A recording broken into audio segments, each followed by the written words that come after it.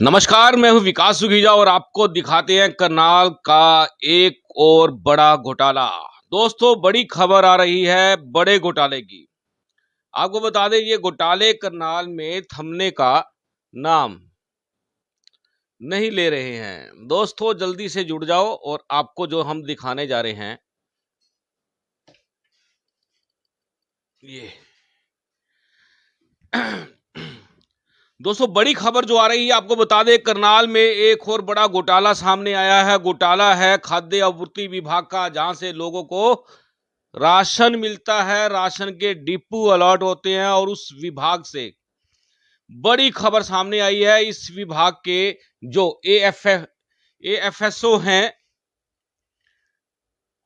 उन्होंने उन्होंने एक मुकदमा और दर्ज कराया है। आपको बता दें, पहला मुकदमा दर्ज कराया था उन्होंने थाना 32-33 के अंदर। और आपको बताएं खास तौर के ऊपर कि जो ये मुकदमा दर्ज कराया गया था, अभी इस मामले के अंदर किसी भी आरोपी की गिरफ्तारी नहीं हुई है। रविंदर जागलन है एएफएसओ। उन्होंने एक विकास कुमार हैं कुंजपुरा के, उनकी शिकायत के ऊपर जांच की और जांच करने के बाद विभाग के, आपको बता दूं, इंस्पेक्टर, निरीक्षक जिसको बोलते हैं, फूड एंड सप्लाई इंस्पेक्टर बोलते हैं जिसको, देवेंद्र मान और उसके साथ में है एक आरोपी जितेंद्र कुमार, और उसके साथ में है एक आरोपी प्रेमचंद, और उसके साथ है अरुण कुमार। दोस्तों, आपको पहले ताजा अपडेट मैं दे देता हूं कि खाद्य पूर्ति विभाग के जो एएफएसओ हैं रविंदर जागलन, उन्होंने एक मामले की शिकायत पर जांच की। आपको बता देते हैं कि जो शिकायत करता है उसका नाम है विकास, और वो है खेराजपुर कुंजपुरा के पास का रहने वाला है। उसने डीएफएससी करनाल को एक शिकायत की कि करनाल के अंदर खाद्य पूर्ति विभाग का इंस्पेक्टर देवेंद्र मान कुछ लोगों के साथ मिलकर फर्जी राशन का डिपो अलॉट कर देते हैं और लाखों रुपए का राशन लेकर विभाग को, सरकार को चूना लगा देते हैं। आपको बता दें, इस तरह की एक कंप्लेंट पहले भी आई थी, जिसकी जांच इसी एफएसओ ने की थी। और उसके बाद आपको बता दें, उसके बाद थाना 32-33 के अंदर मुकदमा दर्ज कराया गया था। जो मुकदमा दर्ज हुआ था वो हुआ था लगभग, आपको बता दें, 10 मार्च 2022 को ये मुकदमा दर्ज हुआ था। और उस समय हमने ये आपको खबर दिखाई भी थी, थाने से बाहर से खबर दिखाई थी।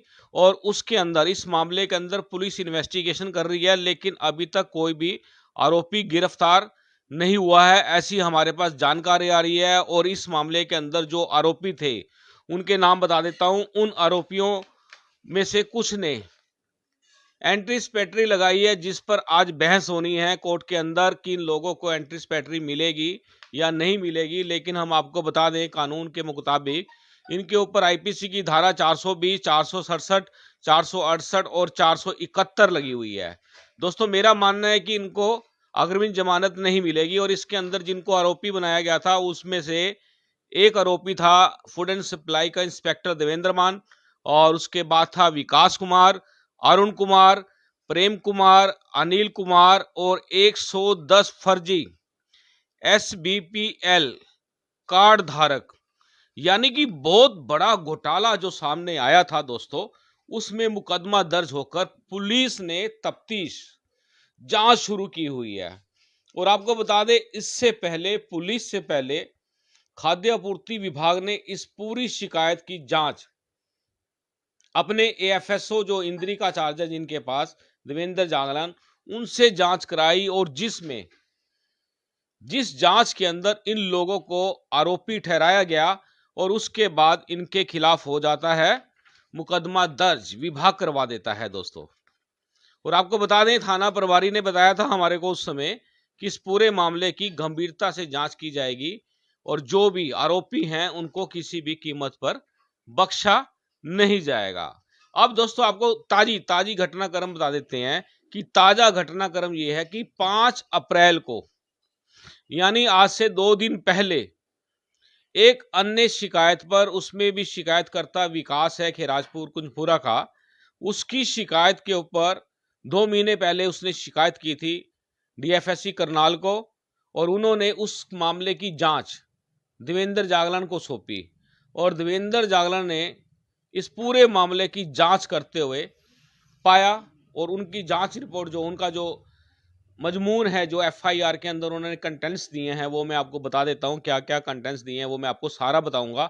उससे पहले बता देते हैं कि उनकी रिपोर्ट के आधार पर विभाग ने थाना 32-33 में एक कंप्लेंट फाइल की कि इन आरोपियों के, जिनके मैं नाम लेने वाला हूं, आपको बता देते हैं कि उसमें इंस्पेक्टर देवेंद्र मान है, और एक जितेंद्र कुमार है जो आईटीआई के पास फ्रूट की रेडी लगाता है। ये जितेंद्र कुमार की खबर हमने आपको दिखाई थी कि जितेंद्र कुमार का कहना था कि उसका किसी भी तरह के किसी भी डिपो से कोई भी लेना देना नहीं है, उसके साथ फ्रॉड हुआ है।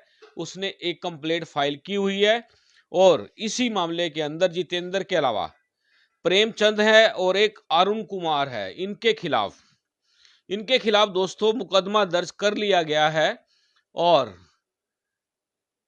जल्दी ही गिरफ्तारी हो सकती है, ये हमें कहना पड़ेगा, क्योंकि गिरफ्तारी तब होगी जब पुलिस पूरी इन्वेस्टिगेशन कर लेगी, और पुलिस के तथ्यों पे जो ये लोग सामने आएंगे तो उनके खिलाफ कार्रवाई की जाएगी। अब दोस्तों बात करें कि आखिरकार ये मामला है क्या, और किस तरह से जो ये खाद्य आपूर्ति विभाग के घोटाले हैं सामने खुलकर आ रहे हैं। दोस्तों ये विभाग भी ऐसा ही है जैसे करनाल का डीटीपी विभाग है, करनाल की तहसील है, करनाल का नगर निगम है, और भी अन्य जो विभाग हैं उसके साथ जुड़ता हुआ ये सबसे बड़ा जो विभाग खाद्य आपूर्ति विभाग है, ये भी भ्रष्टाचार का बहुत बड़ा अड्डा बन चुका है, क्योंकि इस विभाग की काली भेड़ें सरकार को मिली भगत कर मोटा चूना लगा रही हैं। दोस्तों जो ये चूना लग रहा है, मोटा चूना जो लगाया जा रहा है, ये सब दोस्तों मेरे को लगता है कि सरकार के संज्ञान में भी है, सरकार के संज्ञान में है, ऐसा हो सकता है।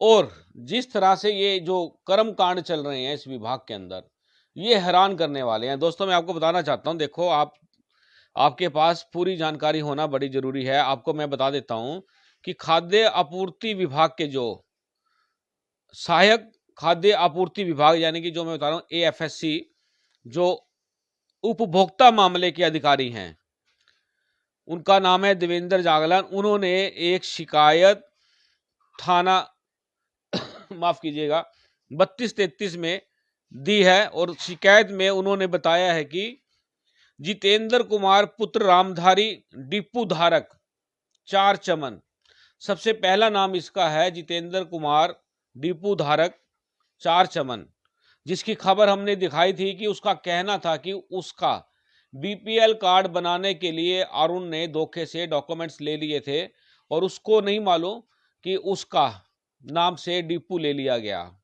अब दोस्तों इसमें भी बड़े सवाल उठते हैं, क्योंकि हमने जब दिखाया तो उस व्यक्ति का कहना था कि वो आईटीआई की सामने फ्रूट की रेडी लगाता है, जिसको हमने क्रॉस चेक भी किया कि वाकई में वो ये काम करता है या नहीं करता।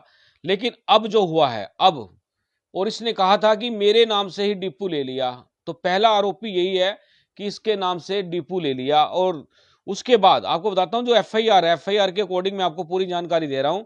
और ये जो जितेंद्र कुमार श्री रामधारी है डिपू धारक 4 चमन का, एक्चुअली में इसका एड्रेस 4 चमन का दिखाया गया है, लेकिन ये रहता बसंत विहार में है। तो आपको बता दें करनाल एफपीएससी का इसका हाईकोर्ट और इसका कोड दिया गया है।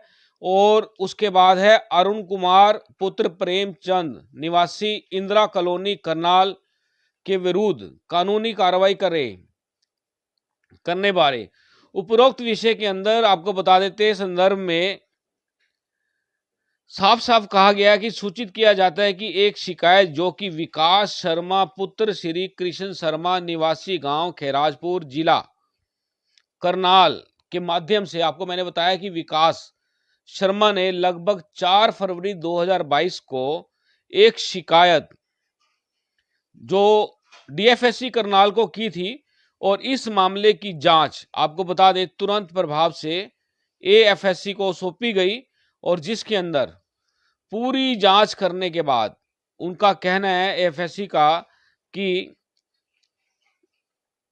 इस पूरे मामले के अंदर जो खास तौर पर बता दें उन्होंने साफ साफ हर चीज दी है कि उन्होंने अपनी रिपोर्ट में लिखा है कि उनके विभाग के इंस्पेक्टर हैं देवेंद्र मान निरीक्षक द्वारा श्री जितेंद्र कुमार को चार चमन का नॉमिनी, एक सेकंड दोस्तों बता देता हूं, दिवेंद्र जो इंस्पेक्टर है दिवेंद्र मान निरीक्षक ने जितेंद्र कुमार को चार चमन का निवासी दिखाया जो कि वास्तव में बसंत विहार का रहने वाला है तथा इस एफपीएस आईडी नंबर दिया हुआ है मैं जितेंद्र के साथ अरुण कुमार को नॉमिनी बनाया हुआ है। दोस्तों बड़ी बात है, ये बात उसने कही थी जितेंद्र ने कि नॉमिनी अरुण कुमार है। दोस्तों कोई भी डिपू लेगा तो अपने घर से किसी को नॉमिनी बनाएगा, बाहर के बंदे को बना ही नहीं सकता। ये इसमें बनाया गया है क्योंकि मिली भगत है, बहुत बड़ी घोटाले जो करने हैं लोगों ने, तो ये खुल के सामने आ गया। नॉमिनी बनाया है जिसकी जांच करने पर पाया गया कि जितेंद्र कुमार के नाम से चार चमन में राशन डिपो कार्यरत है, यानी कि जितेंद्र के नाम से चार चमन के अंदर एक डिपो कार्यरत है जो चल रहा है तथा इस राशन डिपो में श्री अरुण कुमार को नॉमिनी है तथा शिकायतकर्ता द्वारा प्रस्तुत दस्तावेज अनुसार जितेंद्र कुमार बसंत विहार का रहने वाला है। इस एफपीएस की आईडी जो बता दी है उसमें 51.41 क्विंटल बाजरा, बड़ा मोटा घपला है दोस्तों, और 1588 किलोग्राम नमक की भी खाकर और नमक हरामी की गई है, और 620 लीटर सरसों का तेल, और उसके बाद लगभग ये पीएमजी केस वेदर यानी कि ये गेहूं होगा, और 123.75 क्विंटल वीर है गेहूं है ये, और उसके बाद और गेहूं भी है पुराना गेहूं 179.75 क्विंटल, और उसके अलावा 224.68 क्विंटल तथा 994 किलोग्राम चीनी का स्टॉक बकाया है इन लोगों का, जो इन लोगों ने भुगतान नहीं किया ऐसा कह सकते हैं हम लोग। तो स्टॉक है तथा यह राशन इसके राशन डिपुओं पर वर्तमान में कार्यरत नहीं है। आप देख सकते हैं फर्जी राशन कार्ड की पुष्टि हो जाती है और सहायक खाद्य नागरिक आपूर्ति एवं उपभोक्ता मामले के अधिकारी इंद्री द्वारा प्रस्तुत रिपोर्ट में दिए गए तथ्यों को मद्देनजर रखते हुए श्री जितेंद्र कुमार डिपू धारक है जो चारचमन, अरुण कुमार जो नॉमिनी है जितेंद्र का डिपू का, और उसके बाद चारचमन के साथ मिली भगत करके राशन को खुर्द पुर्द कर दिया गया है, ये लिखा गया है। और उसके अलावा आपको बता दें कि इसके अंदर जो जितेंद्र कुमार व अरुण कुमार के नामों से संयुक्त खाता भी खोला गया है। इन दोनों ने क्या करा कि जो पैसों की ट्रांजैक्शंस होती हैं उसको लेकर एक खाता खोला, फर्जी खाता खोल दिया गया। फर्जी तो नहीं कहेंगे, खाता फर्जी खुलता नहीं है, लेकिन एक खाता खोला गया, और ये खाता भी खोला गया है आपको बता देते हैं कि 20/12/2019 को जारी किया हुआ है। इस खाते में राशन के पैसे जमा होते थे तथा डिपू धारक की कमीशन भी इसी खाते में जारी होती थी। और यह जो राशन डिपो इस कार्यालय के रिकॉर्ड अनुसार, जो अब असली बात जो सुनने वाली है कि जो इस डिपो का जो रिकॉर्ड है उसके अनुसार जो इंस्पेक्टर देवेंद्र मान है खाद्य आपूर्ति विभाग करनाल के, उसके ड्यूटी रोस्टर में दर्ज है। उन्होंने इसको अपने रोस्टर में दर्ज किया हुआ है जिससे स्पष्ट होता है कि FPS ID so and so में यह राशन श्री देवेंद्र मान निरीक्षक खाद्य एवं आपूर्ति विभाग, श्री जितेंद्र कुमार डिपू धारक, श्री प्रेमचंद और श्री अरुण कुमार द्वारा राशन खुर्द-बुर्द किया हुआ है। इन चारों लोगों ने ये राशन को ही खुर्द-बुर्द कर दिया, अर्थात कहीं महंगे दामों में बेचकर सरकार को फटका लगा दिया है। अतः आपको जांच अधिकारी व सहायक खाद्य विभाग एवं उपभोक्ता मामले के अधिकारी इंद्री द्वारा प्रस्तुत रिपोर्ट में अन्य दस्तावेज जो कि सबूत के तौर पर पेश किए गए हैं। ये दोस्तों मुकदमा दर्ज कराने से पहले जो सबूत होते हैं वो भी पेश किए गए हैं और अनुरोध किया जाता है कि आरोपियों के खिलाफ में एफआईआर दर्ज की जाए और इसकी एक प्रति खाद्य आपूर्ति विभाग को भेजी जा सके ताकि जो बड़े अधिकारी हैं विभाग के उन तक इस मामले को पहुंचाया जा सके कि एक बहुत बड़ा घोटाला हुआ जो विभाग के इंस्पेक्टर की मिलीभगत से हुआ और सरकार को मोटा चूना लगा दिया गया है। दोस्तों बात करें कि इस तरह के जो मुकदमे जो होते हैं ये दर्ज होते हैं कहीं ना कहीं जब कोई शिकायतकर्ता सामने आता है तभी होते हैं, उससे पहले ये जो विभाग के अधिकारी कर्मचारी है ना ये भी चुपचाप चलने देते हैं। इनकी कोई जिम्मेदारी नहीं है कि किसी भी व्यक्ति को जब आप डिपू देते हैं कम से कम उसकी आईडी, उसका रेजिडेंस, उसकी तफ्तीश, उसकी यानी कि इंक्वायरीज जान लेनी चाहिए। लेकिन दोस्तों ऐसा नहीं होता क्योंकि बीच में देवेंद्र मान जैसे इंस्पेक्टरों का भी मध्यस्थता हो जाती है और जब मध्यस्थता हो जाती है तब ये गोलमाल हो जाता है। और आपको मालूम है हमने आपको बताया था कि आप में से कोई भी व्यक्ति एक राशन डिपू अप्लाई कर दे। दोस्तों हमारा चैलेंज है कि अगर आपको ईमानदारी से अगर डिपू दे देंगे लोग तो आप जो जुर्माना लगाएंगे देने के लिए तैयार हैं। दोस्तों ये सब मिली भगत का बहुत बड़ा सिंडिकेट है। जैसे सिंडिकेट चल रहा था करनाल की तहसील के अंदर और जैसे चल रहा था डीटीपी विभाग के अंदर और जैसे चल रहा है नगर निगम के अंदर, क्योंकि इन तीनों विभागों का सिंडिकेट ही लोगों को मोटा चूना लगा रहा था, साथ के साथ सरकार के राजस्व के अंदर भी सेंधमारी कर रहा था। दोस्तों ये घोटाले धड़ाधड़ घोटाले करनाल में हो रहे हैं क्योंकि करनाल में सरकार थोड़ा सा पैनिक है, इन चीजों पर ध्यान दे रही है कि घोटाले करने वालों के खिलाफ सख्त कार्रवाई की जाएगी, शिकंजा कसा जाएगा। लेकिन आपको बता दें अभी तक डीटीपी और तहसीलदार मामले के अंदर तीसरे किसी भी व्यक्ति की कोई भी गिरफ्तारी अभी तक हुई नहीं है। मतलब कि डब्बा बंद। अब वो पिंजरा जो डब्बा बंद हुआ है वो खुलेगा नहीं खुलेगा, क्या होगा कैसे होगा, इसकी जांच विजिलेंस कर रही है क्योंकि विजिलेंस किसी को भी बख्शने वाली नहीं है, ऐसी जानकारी मिल रही है। हरियाणा के मुख्यमंत्री का भी कहना है भाई किसी को नहीं छोड़ेंगे। अरे पकड़ोगे कब, इस बात का तो जवाब दे दो। भी जब वो भाग जाएंगे फौरन चले जाएंगे तब पकड़ोगे, पकड़ते हो नहीं। कागज काले करे जा रहे हैं, भरे जा रहे हैं धराधर। इतने खुलासे दिन ब दिन हो रहे हैं, डिस्क्लोजर रिपोर्ट्स के अंदर दुनिया भर के नाम आ गए, पकड़ा जा नहीं रहा और उन्होंने काम धंधे फिर शुरू कर दिए।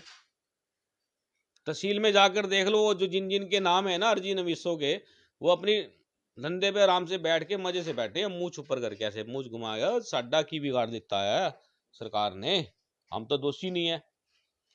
दोस्तों कहीं ना कहीं सरकार को पूरी तरह से मजबूत होना पड़ेगा। उत्तर प्रदेश वाले जो योगी मुख्यमंत्री हैं उनके कार्य प्रणाली से थोड़ा सा ज्ञान प्राप्त कर लेना चाहिए। आज उत्तर प्रदेश के मुख्यमंत्री योगी आदित्यनाथ, दोस्तों नाम लेने से बड़ा गर्व महसूस होता है क्योंकि वो जिस तरह की वहां उत्तर प्रदेश में कार्रवाई कर रहे हैं, बुलडोजर चला रहे हैं हरियाणवियों की संपत्ति पर लेकर, जो जिन लोगों ने गुंडागर्दी की है, हरामखोरी की है, गरीब लोगों को सताया है, गुंडा एक्ट लगाकर उनके खिलाफ सख्त कार्रवाई हो रही है। डेली काम चल रहा है, कई बड़े बड़े अधिकारी लपेट दिए हैं।